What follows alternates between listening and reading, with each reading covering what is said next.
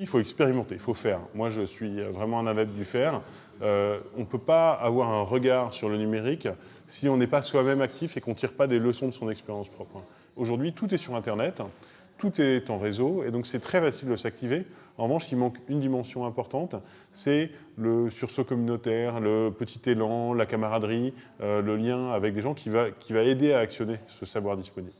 Une école qui simplement se dit « je suis un lieu » où des professeurs dispensent de manière verticale un savoir, ce sont des lieux qui sont voués à disparaître, parce que tout simplement le savoir est disponible et que l'individu il est acteur.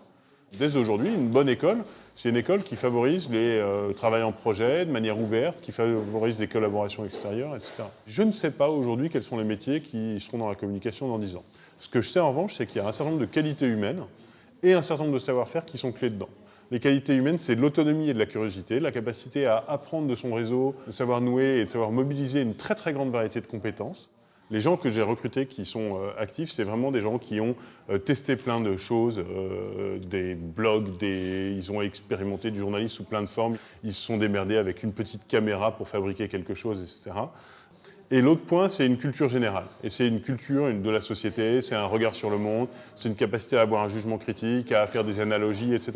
Parce qu'on est dans un monde qui se complexifie, qui se densifie, qui nécessite de faire souvent des ponts d'un sujet à l'autre. Il faut avoir cette grande culture et cette curiosité, cette nécessité de renouvellement permanent.